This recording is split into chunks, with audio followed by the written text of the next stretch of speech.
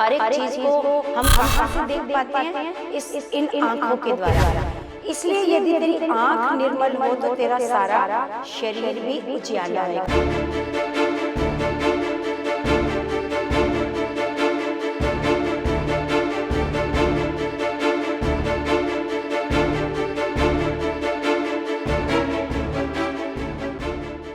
Praise the Lord everyone, God bless you all.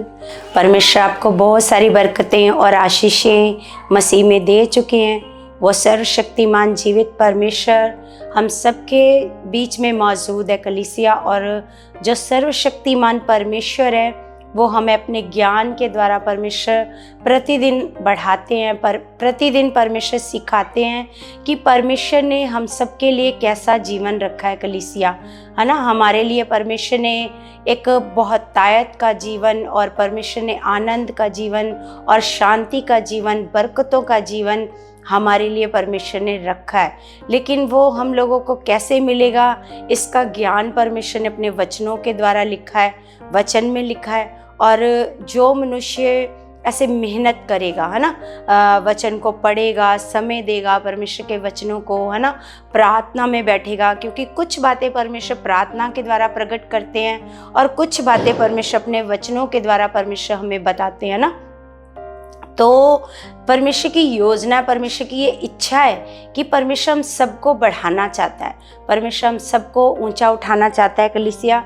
और परमेश्वर ये चाहता है कि जो चीज़ें परमेश्वर ने आपके लिए रखी हैं वो उसकी आपको समझ हो, आपके पास बुद्धि हो कि जो चीज़ें परमेश्वर ने मेरे लिए रखी है वो मुझे कैसे मिलेंगी। तो सबसे पहले आज हम खुदावंद का धन्यवाद करते हैं, परमेश्वर का हम धन्यवाद करते हैं कि परमेश्वर हमारे बीच में मौजूद है कलीसिया। आप सबने विश्वास करना है कि परमेश्वर हमारे बीच में मौजूद है ना। तो परमेश्वर का हम धन्यवाद करते हैं। परमेश्वर जिस प्रकार प्रभु यीशु मसीह ने हमें मत्ती की पुस्तक में जब पहाड़ी उपदेश दिया, तो पहाड़ी उपदेश को हम ऐसे निकाल कर परमेश्वर के वचनों से ऐसे देखते हैं। मत्ती की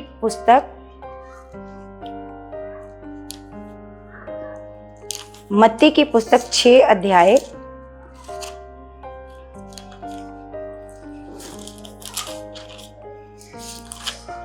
6 का हम पढ़ेंगे कलीसिया।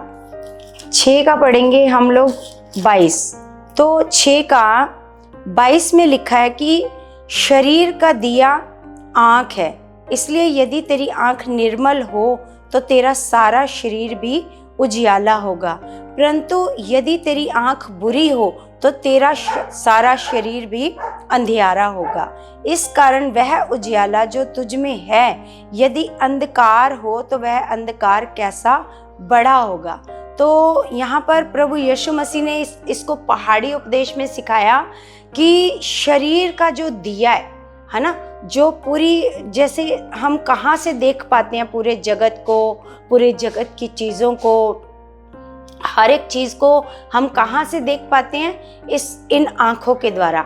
तो प्रभु ने कहा कि ये जो तेरी आँख है ये क्या है? दिया है। शरीर का दिया आँख है ना। जो शरीर का दिया मतलब जिस प्रकार दिया हमें सारी चीज़ों को दिखाता है, उसी प्रकार परमेश्वर ने हमें बताया कि जो शरीर का दिया है वो आँख है। इसलिए यदि तेरी आँख निर्मल हो तो तेरा सारा शरीर भी उजियाला होएगा। तो प्रभु यीशु मसीह ने इसके बारे में क्यों बताया कलीसिया? क्योंकि हम देखते हैं कि जो भी मतलब बुरी चीज़ें देखनी है ना, या कोई भी चीज़ हमने देखनी है, बुरी चीज़ की जो लालसा आती है बुरी चीज़ों को देख करके, तो प्रभु ने हमें सिखाया कि वो आँख के द्वारा आती है ना। तो अगर प्रभु ने कहा तेरी आँख निर्मल है, आँख निर्मल का मतलब है अगर जो तेरी आँखें हैं वो अच्छी चीज़ें देखती है तो तेरा सारा शरीर क्या है? उजियाला है ना। अगर तेरी आँख बुरी है तो सारे शरीर में क्या है? अंधियारा है ना। तो इस प्रकार हमें परमेश्वर ने ऐसे, प्रभु यीशु मसीह ने इन वचनों के द्वारा हमें सिखाया कि सबसे पहले हमें अपनी आँखों को क्या रखना है, ऐसे निर्मल। अपनी आँखों को बुरी चीज़ों को दिखाने से ऐसे मतलब मेरी आँखें क्या हैं, बुरी चीज़ों को ना देखें, है ना।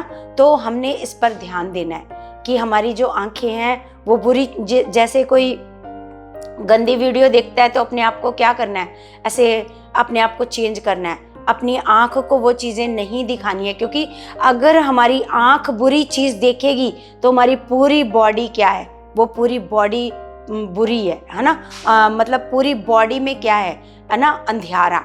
तो अगर हमारी आँख निर्मल है, निर्मल का मतलब है कि अगर हमारी आँखें भली वस्तुएं देखती हैं, भलाई देखती हैं, है ना, किसी का भला करना देखती हैं, मतलब अच्छे अच्छे कामों को अगर हमारी आँख देखती है तो हमारा पूरा शरीर क्या है, उजियाला। तो हमें हमारे प्रभु यीशु मसीह ने सिखाया सबसे पहले अपनी आँखों पर क्या करना, कंट्रोल करना। क्योंकि संसारिक अभिलाषाएं भी कैसे आती हैं, आँख के द्वारा। क्योंकि क्या होता है कलीसिया कि आजकल हम देखते हैं कि नया नया लोगों को ऐसे फैशन आता है, नए फैशन आ रहे हैं, नए नए कपड़े आ रहे हैं, नई नई चीज़ें आ रही हैं। तो लोगों के अंदर देख देख के कि दूसरों के पास ऐसी हैं, दूसरों के पास ऐसी हैं, दूसरों ने ऐसे कपड़े पहने हैं, दूसरे ये करते हैं, दूसरे वो करते हैं, तो देख देख के क्या आता है हमारे अंदर, मतलब क्या आनी शुरू हो जाती हैं, अभिलाषाएं, है ना।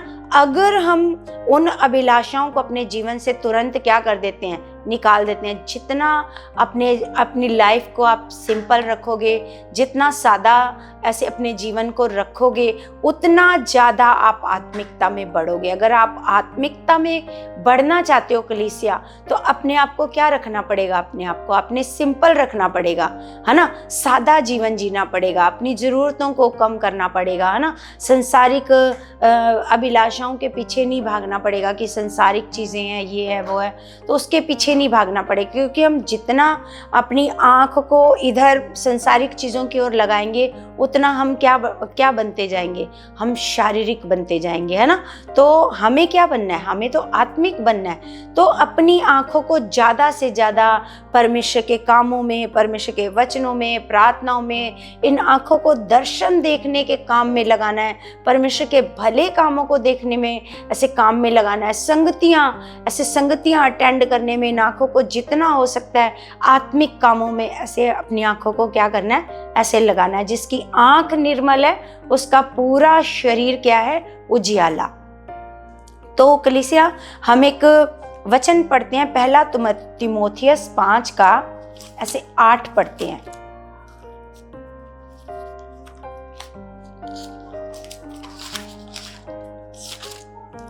पहला तीमुथियुस 5 का हम पढ़ते हैं 8। तो लिखा है, पर यदि कोई अपनों की और निज करके अपने घराने की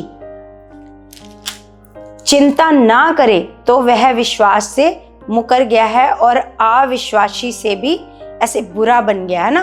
तो सच में कलीसिया हम आगे देखते हैं कि परमेश्वर हमें ऐसे दिखा रहा है, परमेश्वर हमें बता रहा है कि हमें किस प्रकार का ऐसे जीवन जीना है ना। तो सच में हम एक वचन और पढ़ते हैं, नीति वचन 30 अध्याय, नीति वचन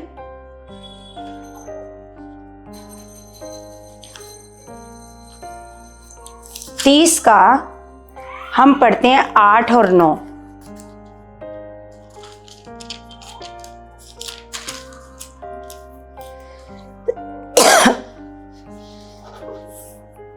तो यहाँ पर हम देखते हैं कि यहाँ पर लिखा है, अगर हम 7 को भी पढ़ते हैं तो लिखा है, मैंने तुझसे 2 वर मांगे हैं, इसलिए मेरे मरने से पहले उन्हें मुझे देने से मुंह ना मोड़, है ना। अर्थात व्यर्थ और झूठी बात मुझसे दूर रख, है ना। तो आगे लिखा, मुझे ना तो निर्धन कर और ना धनी बना। तो यहाँ पर हम देखते हैं कि सुलेमान सुलेमान के ये जो नीति वचन है ना, नीति वचन किसकी ओर से लिखे गए हैं? सुलेमान की ओर से, जिसको परमेश्वर ने क्या दी है? ऐसे बुद्धि दी है ना। तो वो क्या कह रहा है? वो कहता है कि मैंने तुझसे क्या मांगे हैं? 2 वर मांगे हैं, और कहता है इसलिए मेरे मरने से पहले उन्हें मुझे देने में से मुंह न मोड़, है ना। वो 2 ऐसे वरदान परमेश्वर से मांग रहा है। वो कहता व्यर्थ की झूठी बातों से मुझे क्या रख? ऐसे दूर रख, है ना। व्यर्थ की झूठी बातें, जो भी बेकार की बातें हैं, है ना, उनको ऐसे मुझे उनसे क्या रख? ऐसे दूर रख, है ना। आगे लिखा, मुझे ना तो निर्धन कर और ना धनी बना। कहता है कि ना तो मुझे ज्यादा तू गरीब बनाना और ना मुझे ज्यादा क्या बनाना? ऐसे धनी बनाना। आगे लिखा, प्रतिदिन की रोटी मुझे खिलाया कर, है ना। प्रतिदिन की रोटी मतलब इतना भी ना हो कि रोटी के लिए भी हमें स्ट्रगल करना पड़े। प्रतिदिन का खाना, प्रतिदिन की ज़रूरतें, ये खाना की बात हो रही है। प्रतिदिन की जो हर दिन की ज़रूरतें हैं वो क्या किया कर? पूरा किया कर। आगे लिखा, ऐसा ना हो कि जब मेरा पेट भर जाए तब मैं इनकार करके कहूँ कि यहोवा कौन है ना। वो कहता है जब मेरे पास बहुत ज़्यादा हो जाए, मेरा पेट मतलब भर के भी मेरे पास क्या हो जाए? ऐसे ज़्यादा हो जाए, तो मैं क्या करूं? ऐसे मैं इनकार करके कहूं कि यहोवा ऐसे कौन है ना। लिखा, या अपना भाग खोकर चोरी करूं, अपने परमेश्वर का नाम अनुचित रीति से लूं। कहता इतना भी गरीब नहीं होना चाहिए कि मुझे ऐसे मतलब खाने के लिए भी मुझे कई बार क्या करना पड़े? चोरी करनी पड़े या किसी का हक चोरी करना पड़े, है ना। तो सबसे बड़ी बात वो सुलेमान इस प्रकार परमेश्वर से क्या कर रहा है?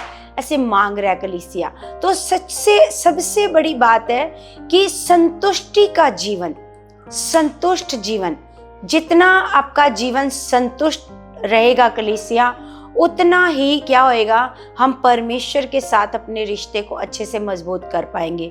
अगर हमारे जीवन में संतुष्टि नहीं है, मुझे ये भी चाहिए, वो भी चाहिए, ये भी ऐसा हो जाए परमेश्वर, वैसा हो जाए परमेश्वर, लेकिन संतुष्टि नहीं है ना, तो हमें सबसे पहले परमेश्वर से ऐसे मांगना है कि परमेश्वर जी मेरे जीवन में क्या होनी चाहिए? संतुष्टि। क्योंकि अगर संतुष्टि नहीं है तो हमारी आंखें भी हमसे क्या करवा सकती हैं? ऐसे पाप करवा सकती हैं। आंखों के द्वारा हम लोगों की चीज़ों को देखेंगे, ऐसे करेंगे, उसके पास इतना अच्छा है, उसके पास ये है, मेरे पास भी ऐसे होना चाहिए। तो ये चीज़ों के लिए प्रभु यीशु मसीह ने ऐसे सिखाया कि सबसे पहले अगर तेरी आंख निर्मल है तो तेरा पूरा शरीर भी क्या है? ऐसे निर्मल है ना। तो आगे हम एक वचन और पढ़ते हैं, 1 तीमुथियुस 6 का ऐसे 8 पढ़ते हैं।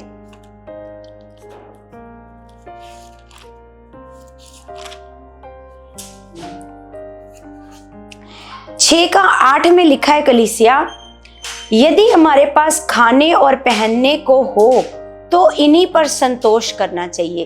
तो इस प्रकार हम देखते हैं कि किस प्रकार ऐसे तीमुथियुस को ऐसे पौलुस सिखा रहा है। पौलुस क्या कर रहा है? हम देखते हैं पौलुस के जीवन को कि पौलुस ने क्या किया? अपने जीवन को कितना संतुष्ट किया, है ना। संतुष्टि वाला कितना उसने सादा जीवन जिया, है ना। तो वही चीजें वो तीमुथियुस को सिखा रहा है। तो वो कहता है यदि हमारे पास खाने और पहनने को हो तो इन्हीं पर क्या करना चाहिए?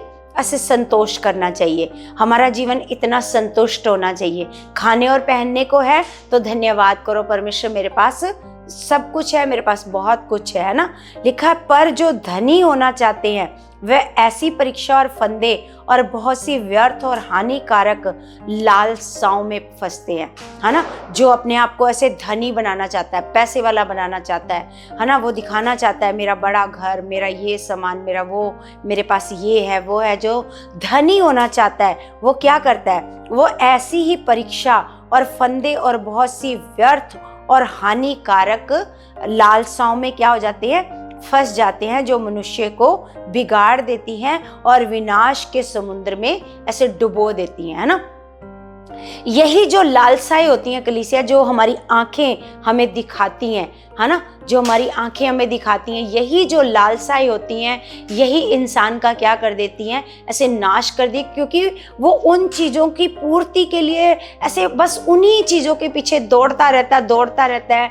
वो कभी अपने जीवन में संतुष्ट नहीं हो पाता, कभी अपने रिश्ते को खुदावंद के साथ मजबूत नहीं कर पाता, क्योंकि ये संतुष्टि उसके जीवन से क्या हो जाती है, ऐसे खत्म हो जाती है ना। संतुष्टि मतलब और आगे बढ़ने की चाहत, ये भी लेने की चाहत, वो भी लेने की चाहत, है ना।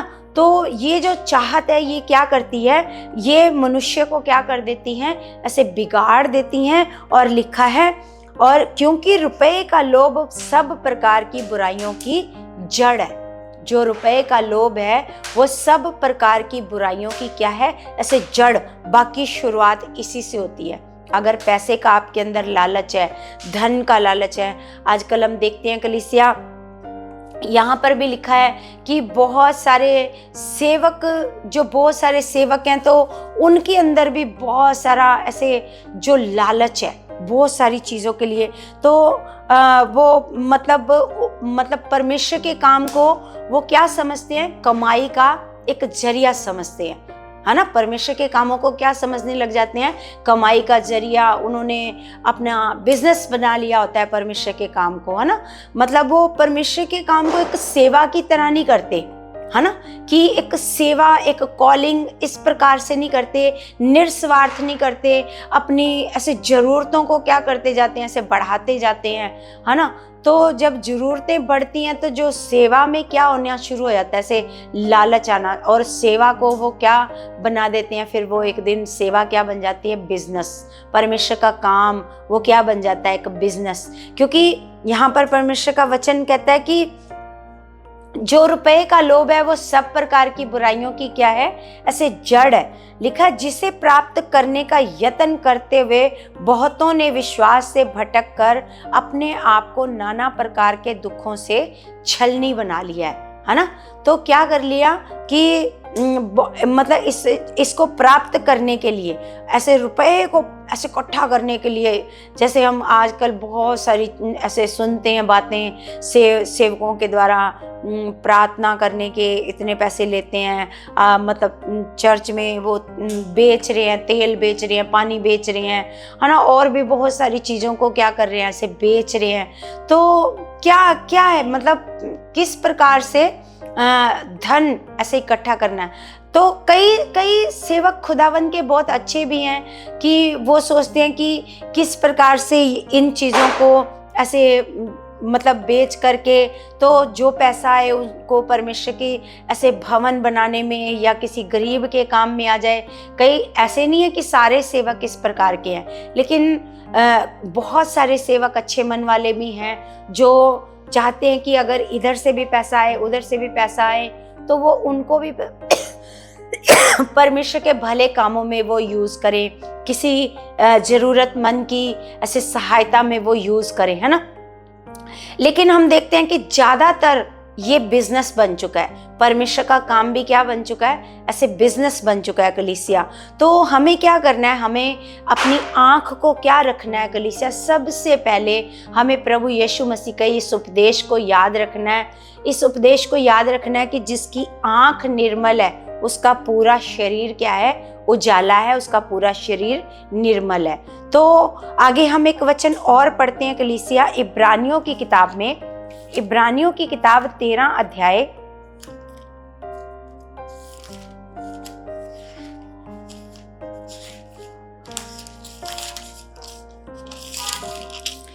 13 का हम पढ़ते हैं 5।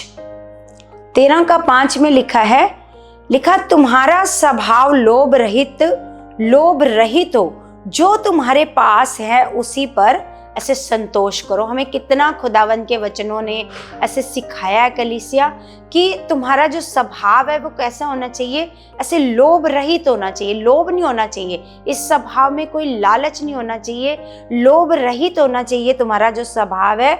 और जो तुम्हारे पास है उसी पर क्या करना चाहिए, ऐसे संतोष करना चाहिए। लिखा, क्योंकि उससे उसने आप ही कहा है, मैं तुझे कभी ना छोड़ूंगा और ना कभी तुझे त्यागूंगा। इसलिए हम निडर होकर कहते हैं, प्रभु मेरा सहायक है, मैं ना डरूंगा, मनुष्य मेरा क्या कर सकता है ना। तो अगर हमें हमारे परमेश्वर पर भरोसा है, विश्वास करते हैं, तो जब भी हमें कोई ज़रूरत आएगी कलीसिया, हमारी कोई ज़रूरत आएगी, तो अगर हमारा भरोसा विश्वास परमेश्वर पर है, तो हमारी ज़रूरत को भी हमारा परमेश्वर क्या करेगा, ऐसे पूरा करेगा, है ना। तो सबसे पहले हमें परमेश्वर के वचनों को पवित्र आत्मा के द्वारा ऐसे सीखना है कि किस प्रकार का हमारा स्वभाव होना चाहिए, है ना। हमारा स्वभाव अगर ज़्यादा लालच वाला है, ज़्यादा रुपए पर मन लगा रहता है, ज़्यादा धन कमाने पर मन लगा रहता है, तो हम कभी भी परमेश्वर के आत्मिक बातों में हम कभी नहीं बढ़ पाएंगे, आत्मिक जीवन में हम कभी नहीं बढ़ पाएंगे। और ये जो लालसाएं हैं, ये क्या करेंगी, हमें लिखा है, मनुष्यों को बिगाड़ कर क्या कर देंगे, विनाश के समुद्र में क्या कर देंगी, ऐसे डुबा देंगी, है ना। तो सच में हमें परमेश्वर के बहुत सारे वचनों के द्वारा परमेश्वर में सिखाता है कि हम लोगों का स्वभाव ऐसे कैसा होना चाहिए, है ना। हम लोगों को, जो मसीह लोग हैं, खास कर मसीह लोग, है ना, उनका स्वभाव कैसा होना चाहिए। तो एक वचन हम और पढ़ते हैं कलीसिया, हम पढ़ते हैं फिलिप्पियों की किताब, फिलिप्पियों की किताब 1 अध्याय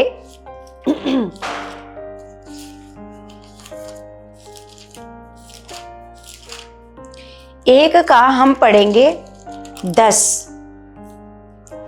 तो यहां पर लिखा है कलीसिया, लिखा यहां तक कि तुम उत्तम से उत्तम बातों को प्रिय जानो और मसीह के दिन तक सच्चे बने रहो और ठोकर ना खाओ, है ना। तो लिखा है उत्तम से उत्तम बातों को क्या जानो, ऐसे प्रिय जानो, है ना। जो सबसे अच्छी, उत्तम से उत्तम मतलब और अच्छी, उनको क्या जानो, ऐसे प्रिय जानो।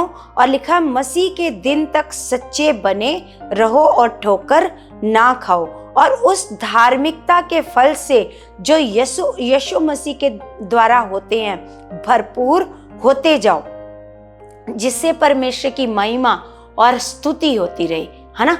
तो हमें परमेश्वर का वचन ऐसे सिखा रहा है कि हमें क्या करना है, हमें मतलब इन चीज़ों को, अपनी आंखों को ज़्यादा इन चीज़ों की ओर नहीं लगाना, बल्कि क्या करना है, उत्तम से उत्तम बातों को क्या समझना है, ऐसे प्रिय समझना, मतलब ज़्यादा मन अपना किस पर लगाना है, परमेश्वर की उत्तम से उत्तम बातों की ओर। मतलब ये भी और अच्छी है, और अच्छी बात, इस पर क्या लगाना है, ऐसे मन लगाना है।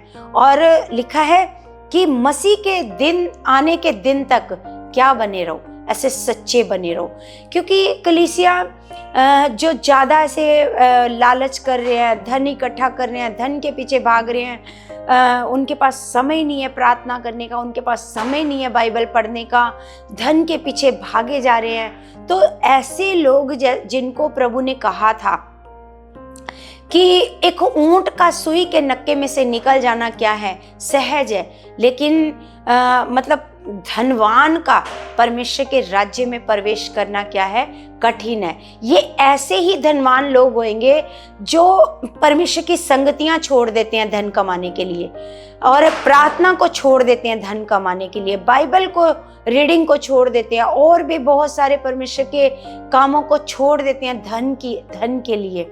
तो ऐसे लोगों के लिए प्रभु यीशु मसीह ने कहा है ना। तो प्रभु ने कहा कि उस धार्मिकता के फल से जो यीशु मसीह के द्वारा होते हैं, ऐसे भरपूर होते जाओ, है ना। धार्मिकता के फल वो किसके द्वारा होते हैं, वो प्रभु यीशु मसीह के द्वारा होते हैं। तो उसमें क्या होते जाओ, ऐसे भरपूर होते जाओ, लिखा है, और परमेश्वर की महिमा और स्तुति होती रहे, है ना। जब हमारे अंदर धार्मिकता के फल होंगे कलीसिया, तो इससे क्या होएगी, हमारे पिता परमेश्वर की क्या होएगी, ऐसे महिमा होएगी, है ना। तो सच में कलीसिया हमें हमारा परमेश्वर ऐसे सिखा रहा। सबसे पहले प्रभु यीशु मसीह ने जब पहाड़ी उपदेश में, हम अगर दोबारा से ऐसे पहाड़ी उपदेश में चलते हैं कलीसिया, तो वहां पर प्रभु यीशु मसीह ने ऐसे सिखाया है,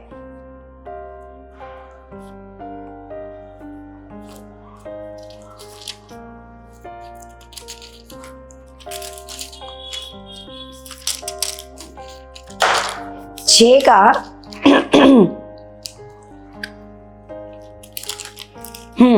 6 6 का अगर हम 19 पढ़ते हैं तो लिखा है, अपने लिए पृथ्वी पर धन इकट्ठा ना करो जहाँ कीड़ा और काई बिगाड़ते हैं और जहाँ चोर सेंध लगाते और चुराते हैं, परंतु अपने लिए स्वर्ग में धन इकट्ठा करो जहाँ ना तो कीड़ा और ना काई बिगाड़ते हैं। तो यहाँ पर भी प्रभु यीशु मसीह ने हमें सिखाया कि अपने लिए जो धन इकट्ठा करना है वो पृथ्वी वाला धन इकट्ठा ना करो। कौन सा धन इकट्ठा करो? स्वर्गीय धन इकट्ठा करो। लिखा है अपने लिए पृथ्वी पर धन इकट्ठा ना करो जहाँ कीड़ा और काई ऐसे बिगाड़ते हैं। अगर हमने धन को इकट्ठा कर करके रख दिया, हम देखते हैं कि कलीसिया नोटों के ऊपर भी क्या लग जाती है, काई लग जाती है, और नोट भी क्या हो जाते हैं, ऐसे बेकार हो जाते हैं ना। तो लिखा है, और जहाँ चोर सेंध लगाते और चुराते हैं, परंतु अपने लिए स्वर्ग में धन इकट्ठा करो जहाँ ना तो कीड़ा और ना काई बिगाड़ते हैं और जहाँ चोर ना सेंध लगाते और ना चुराते हैं, क्योंकि जहाँ तेरा धन है वहाँ तेरा मन भी लगा रहेगा, है ना। तो कलीसिया हम देखते हैं कि जिनके घरों में कोई रखा रहता है, कोई सोना है, कोई धन या किसी के पास पैसा रखा होता है तिजोरी में, तो अगर वो कहीं इधर उधर चले भी जाते हैं तो उनका मन कहाँ लगा रहता है? उनका मन ऐसे उस धन पर ही लगा रहता है ना। धन सेफ रहे, और धन को सेव करने के लिए मतलब उस पैसे को सेव करने के लिए पता नहीं क्या क्या वो ऐसे क्या क्या प्लानिंग करते हैं, क्या क्या करते हैं ना। तो मतलब कहीं भी वो चले जाएंगे लेकिन उनका मन कहाँ रहेगा? अपने उस धन पर ही लगा रहेगा, है ना। तो इसलिए परमेश्वर का वचन कहता है, जहाँ तेरा धन होएगा वहीं तेरा मन लगा रहेगा। अगर हम धन अपना इकट्ठा, अगर हम धन तिजोरी में इकट्ठा कर रहे हैं तो मन कहाँ लगा रहेगा? तिजोरी में। अगर हम अपना धन स्वर्ग में इकट्ठा कर रहे हैं तो हमारा मन भी कहाँ लगा रहेगा? ऐसे स्वर्ग में लगा रहेगा, है ना। हम परमेश्वर में बढ़ेंगे, हम परमेश्वर के ज्ञान में बढ़ेंगे, परमेश्वर की सोचों में, परमेश्वर के स्वभाव में बढ़ेंगे। तो इसलिए कलीसिया हमें प्रभु यीशु मसीह ने शुरू में ही सिखाया है, सबसे पहले तो आँख को क्या रखना है? आँख को निर्मल रखना है और आँख को ज़्यादा संसारिक अभिलाषाओं की ओर नहीं लेकर के जाना, और ज़्यादा अपने जीवन को संतुष्ट रखना है। और यही सोचना है कि नहीं, परमेश्वर अगर मतलब कोई भी चीज़ आपके पास जितना है उस पर क्या करो? संतोष करो। जितना भी है धन्यवाद करो कि परमेश्वर मैं आपका धन्यवाद करती हूँ, आपने मुझे ये दिया है, परमेश्वर आपने मुझे ये दिया है। संतोष करो कि मुझे आपने परमेश्वर ये दिया है, परमेश्वर मैं इसके लिए क्या करती हूँ? धन्यवाद। ऐसा नहीं शिकायतें करते रहे, परमेश्वर आपने उसको तो दे दिया, परमेश्वर मेरे को क्यों नहीं दे रहे? परमेश्वर मैं भी तो मांग रही हूँ, परमेश्वर गाड़ी, जैसे कोई गाड़ी मांग रहा है, परमेश्वर मैं गाड़ी मांग रही हूँ, परमेश्वर मेरे को आप क्यों नहीं दे रहे? परमेश्वर नई गाड़ी क्यों नहीं दे रहे? परमेश्वर ऐसा नहीं, है ना। अपने जो चीज़ आपके पास है, जो चीज़ आपको परमेश्वर ने दी है, उस पर क्या करना है? आपने संतोष करना है। हाँ, धन्यवाद कर सकते हैं कि आप विश्वास कर सकते हो उस चीज़ के लिए, लेकिन ऐसा नहीं कि उस चीज़ के पीछे आपने ऐसे पागल ही हो जाना है ना। फिर आप सारी चीज़ों को छोड़कर बस वही चीज़ें आप सोचते रहो, है ना। तो सच में कलीसिया हमें हमारा परमेश्वर बहुत सारी चीज़ों को, नए ज्ञान को परमेश्वर में सिखाते हैं, हमें किस प्रकार बढ़ना है, किस प्रकार आत्मिक जीवन में बढ़ना है, किस प्रकार का हमारा मन होना चाहिए, किस प्रकार का हमारा स्वभाव होना चाहिए। तो सच में कलीसिया हम अपने पिता का बहुत बहुत धन्यवाद करते हैं कि परमेश्वर हर दिन हमें नए ज्ञान के द्वारा परमेश्वर हमें ब्लेस करते हैं, हमें आशीष देते हैं, हमें बढ़ाते हैं कि हमें किस प्रकार परमेश्वर में बढ़ना चाहिए, किस प्रकार परमेश्वर के सोचों में बढ़ना चाहिए, किस प्रकार परमेश्वर के स्वभाव में बढ़ना चाहिए कलीसिया। तो सच में हाँ, मेरा विश्वास है कलीसिया, इन वचनों से परमेश्वर ने आपको बहुत सारा ब्लेस किया है, बहुत बुद्धि दी है, बहुत समझ दी है, परमेश्वर ने आपको बहुत बढ़ाया है। मेरा विश्वास है ये वचन आपको बहुत ऐसे ब्लेस कर चुके हैं, आपकी बुद्धि को खोल चुके हैं यीशु मसीह के नाम से। तो कलीसिया, जिस प्रकार हम रिक्वेस्ट करते हैं कि आपने इस चैनल को क्या करना है? सब्सक्राइब करना है, लाइक करना है और शेयर करना है आगे से आगे, ताकि परमेश्वर की ये जो सेवा है, ये जो चैनल है वो और आगे बढ़े और मेरा विश्वास है ये चैनल बहुत आगे बढ़ चुका है यीशु के नाम से, और मेरा परमेश्वर आपको बहुत ब्लेस कर चुका है यीशु के नाम से। तो कलीसिया, हम प्रार्थना में जाएंगे, अपने हाथों को उठाएंगे। स्वर्गीय पिता, मैं आपका धन्यवाद करती हूँ। मेरे जीवित पिता परमेश्वर, आप महान खुदा हो, आप सर्वशक्तिमान परमेश्वर हो। पिता, मैं आपका धन्यवाद करती हूँ प्रभु जी। स्वर्गीय पिता परमेश्वर, मैं आपके बच्चों के लिए प्रार्थना करती हूँ मेरे परमेश्वर जी। मेरे महान पिता परमेश्वर, जिस प्रकार आपने हमें आज वचन सिखाए पिता परमेश्वर, जो हमारे पास है उस पर संतुष्ट रहना आपने हमें सिखाया खुदावन परमेश्वर। मैं आपके बच्चों के लिए दुआ करती हूँ, प्रार्थना करती हूँ मेरे खुदावन परमेश्वर। आपके बच्चों के अंदर भी परमेश्वर जी एक संतुष्टि वाला मन आ चुका पिता परमेश्वर जी। परमेश्वर, आप इनकी आंखों को आप निर्मल कर चुके हो परमेश्वर जी। इनका मन खुदावन आप स्वर्गीय धन पर लगा चुके हो मेरे परमेश्वर जी। मेरे महान पिता परमेश्वर, जो भी पिता परमेश्वर बीमारी के बिस्तर में पड़े हैं पिता, मैं कमांड करती हूँ इसी वक्त वो बीमारी वाले बिस्तर से उठ जाए यीशु के नाम से। वो चले फिरे यीशु मसीह के नाम से। उनके टखनों में बल आ जाए यीशु मसीह के नाम से। उनके घुटनों में ताकत आ जाए, उनकी बॉडी में नई ताकत आ जाए यीशु मसीह के नाम से। परमेश्वर पिता, जितने लोग दुखी हैं, दुखों में पड़े हैं, कलेशों में पड़े हैं, हालातों में पड़े हैं, आज यीशु नासरी के नाम से सारे हालात उनके जीवन से आउट हो जाए यीशु के नाम से।